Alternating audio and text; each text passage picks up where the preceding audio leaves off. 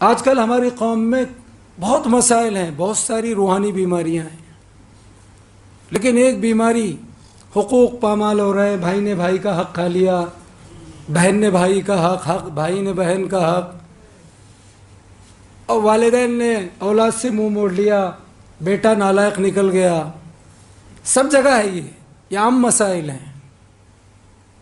لیکن ایک چیز جو ہر جگہ ہو رہی، جو ہمارے دیکھنے میں ہے، آپ بھی جانتے ہیں، وہ کثرت طلاق ہے۔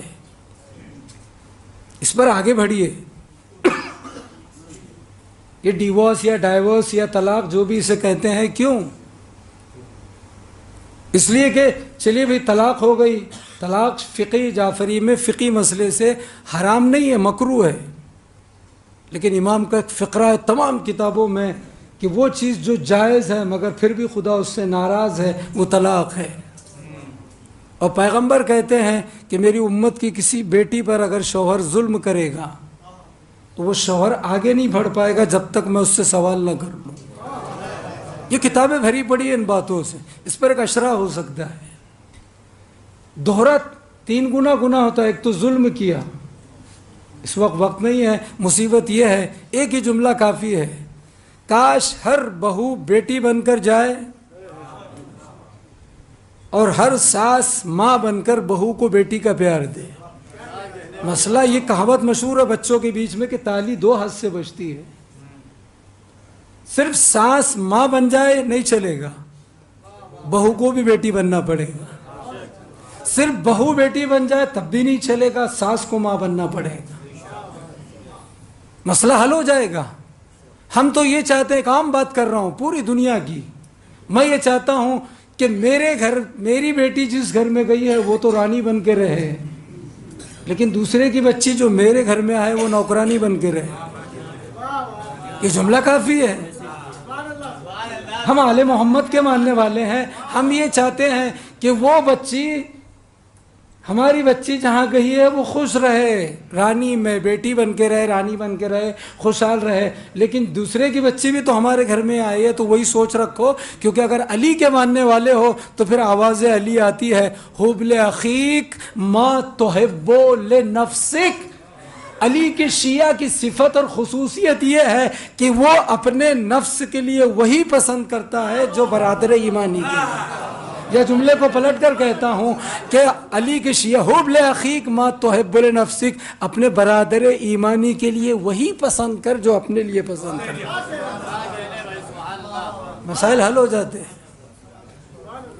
وہ شوہر جو بیوی پر ظلم ڈھاتا ہے، 2500 واقعات ہیں، آپ کہیں تو اس میں مجلس پڑھیں ہم کتابیں رکھ کے، اسے فشار قبر سے کوئی طاقت بچا نہیں سکتی۔ وہ عورت یا زوجہ یا وائف جو شوہر کو اذیت پہنچائے، اس عورت کو بھی کوئی طاقت فشار قبر سے بچا نہیں سکتی۔ بڑے بڑے علماء فشار قبر سے بچنے کے کام انجام دیتے ہیں، اور ہم بیکار میں وہ کام انجام دے رہے ہیں جس سے عذاب آخرت اور فشار قبر ہو۔ ایک عام بات ہے، بند کیجئے امت کی بیٹیوں پر ظلم کرنا، بند کیجئے شوہروں کی نافرمانی۔ 2 طرفہ بات ہے، ایک طرفہ نہیں، ورنہ عدالت ختم ہو جائے گی۔ ساس اگر ماں بنے تو بہو کو چاہیے بیٹی بنے، بہو اگر بیٹی بن رہی تو ساس کو چاہیے ماں بنے۔ لفظ ساس کو ڈکشنری تک رہنے دو، ماں بن کے جیو۔ لفظ بہو کو ڈکشنری تک، لغت تک رہنے دو، تم بیٹی بن کر جیو۔ ہر ایک میں یہ سوچ آ جائے تو معاشرہ گلے گلزار ہو جائے، معاملہ ہی حل ہو جائے گا۔ بھئی ایک آدمی قرض سے شادی کرتا ہے 10 لاکھ، بمبئی کی شادی، یو پی کی شادی اس سے مہنگی ہے، حالانکہ شادی مہنگی بنانے والے ہم ہی ہیں۔ کسی نیتا منتری نے، پولیس تھوڑی کھڑی ہے کہ اتنا خرچ کرو۔ 500-1000 روپے میں بھی شادی ہو سکتی ہے۔ شادی 3 چیزوں کا نام ہے، چوتھی چیز ہے ہی نہیں۔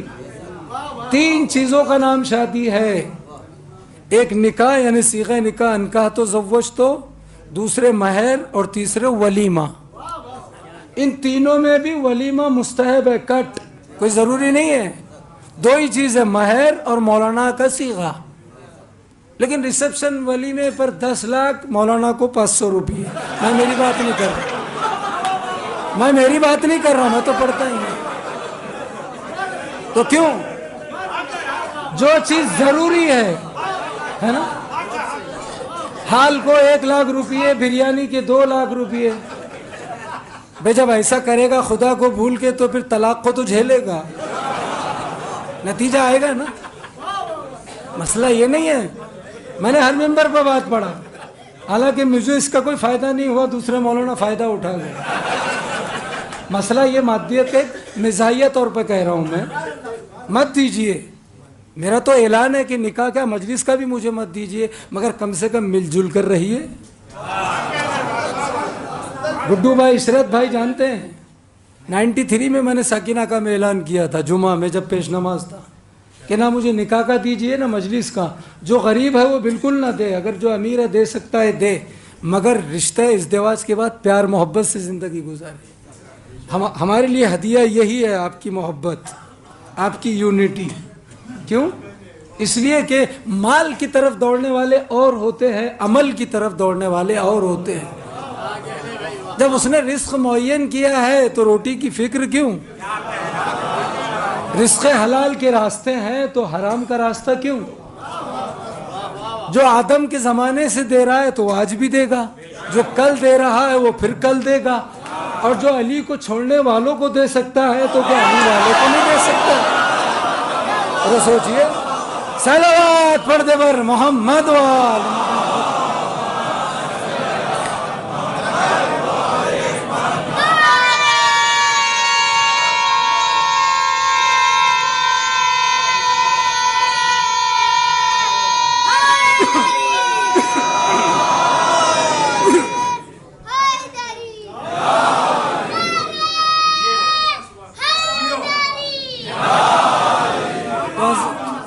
عزیزان گرامی، باتیں بہت ساری ہیں۔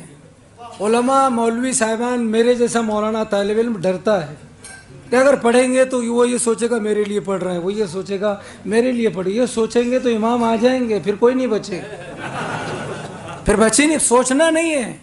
اس لیے کہ وہ عالمین کا رب ہے، نبی عالمین کے لیے نبی رحمت ہے، فاطمہ عالمین کی عورتوں کی سردار ہے، تو ممبر ان کا ہے، اس سے نکلنے والی ہر بات کسی ایک کے لیے نہیں، عالمین کے لیے ہے۔ اس میں سب سے پہلے ہمارے لیے ہے کہ ہم عمل کریں، پھر ممبر پر بیان کریں۔ مت ہونے دیجیے گا، اسے روک لگائیے گا، طلاق ہی نہیں ظلم پر روک لگائیے۔ کسی دن مجلس آپ سنیں کہ ظلم کا عذاب کیا ہے، پروردگار دنیا میں کس چیز کی جلدی سزا دیتا ہے۔ عزیزان گرامی، اسی ظلم کے خلاف تو ہم یہ مجلسوں میں آتے ہیں۔ یہ جلوس عاشوراء، یہ جلوس اربعین، یہ جلوس فاطمی کیا ہے؟ حالانکہ ایسے الفاظ مجھے کہنا نہیں چاہیے، مگر حالات زمانہ کے اعتبار سے یہ ایک پروٹیسٹ ہے ان ظالموں کے خلاف کہ انہوں نے ظلم کیا، تاکہ دنیا کے لوگ سمجھ سکے کہ کیا ہوا ہے، کس پر ظلم ہوا، کس نے قتل کیا، کون ظالم کون مظلوم۔ یاد رکھیے، ماں ہو، بہن ہو، بیوی ہو، ان کی طرف اشارتاً بھی ظلم کرنے سے پہلے ہر مرد معصوم عالمین کی عظیم ہستی کو اپنی نگاہ کے سامنے رکھے، یا ہر عورت شوہر کو، باپ کو، بھائی کو اذیت دینے سے پہلے علی کی عظیم ترین شخصیت کو، پیغمبر کی، ائمہ کی شخصیت کو اپنے سامنے رکھے، مسائل حل ہو جاتے ہیں۔ اس لیے کہ بیوی پہ ظلم ہوا ہے، ہم کیوں ظالم بنے؟ اہل بیت پہ ظلم اٹھایا گیا، ہم کیوں ظالم بنے؟ اور اسی لیے تاریخ نے لکھا۔ اگر آپ یہ کہہ رہے ہیں کہ ہمارے لیے حسبنا کتاب اللہ، مولانا قرآن کافی ہے، تو تمہارا جو دعویٰ ہے کہ قرآن کافی ہے، تو اس کا یہ مقصد ہے کہ تم خسارے میں نہیں ہیں۔ جو کہہ رہا ہے نبی کے سامنے کہ ہمارے لیے کتاب کافی ہے، کس کے سامنے کہہ رہا ہے؟ بمبئی کا مجمع ہے یہ، وہ نبی کے سامنے کہہ رہا ہے، کسی پیر کے سامنے نہیں۔ بلکہ میں یہ بھی کہہ رہا ہوں کہ علی کے سامنے نہیں کہہ رہا ہے، نبی کے سامنے۔ ارے نبی کا وصی اور جانشین ہے علی، نبی ہے تو علی ہے۔ ہمارا یہ عقیدہ ہے کہ پہلے نبی پھر علی، جب نبی ہی نہیں تو علی کہاں سے؟ نبی ہے اس لیے تو علی ہے۔ وہ نبی کے سامنے کہہ رہا ہے حسبنا کتاب اللہ، ہمارے لیے قرآن کافی ہے۔ اگر اس کے لیے قرآن کافی ہے تو میں ہوتا تو کہتا قرآن کافی ہے حضرت، بھائی مجھے کورٹ میں آنے دیجئے. اگر آپ کے لیے قرآن کافی ہے تو اس کا مقصد قرآن یہ کہہ رہا ہے وَلَا يَزِيدُ الظَّالِمِينَ إِلَّا خَسَارًا، یہ قرآن ظالموں کے لیے سوائے گھاٹے. تو کیا نبی کی بات کو کاٹنے والا، دیکھیے یہی تو کہہ رہا ہوں میں جج صاحب سے، نبی کی بات کو. بھئی آج تو مفتیوں کا فتویٰ یہ ہے جو مولانا عالم استاد ماں باپ کی بات پر عمل نہ کرے وہ نالائق ہے. تو وہ کتنا بڑا ظالم ہوگا، وہ کتنا بڑا ظالم ہوگا کہ نبی کہے کاغذ قلم دے اور یہ نبی کی رد میں اور اپوز میں اور مخالفت میں کہے نہیں دیتے کاغذ قلم، ہمارے لیے کتاب کافی ہے. یعنی یہ کہ اس کی کتاب کافی ہے تو یہ صحیح ہے کہ نبی کی بات پر عمل نہیں کرنا. تو جو نبی کی بات نہ مانے وہ کتنا بڑا ظالم، وہ کتنا بڑا ظالم ہے. اور خود قرآن کہہ رہا ہے وَلَا يَزِيدُ الظَّالِمِينَ ظالمین.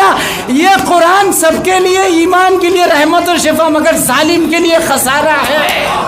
تو جب چھوٹے چھوٹے 1400 سال کے بعد کے ظالموں کے لیے قرآن خسارہ ہے تو جو ڈائریکٹ نبی کے سامنے آ جائے اس سے بڑا ظالم.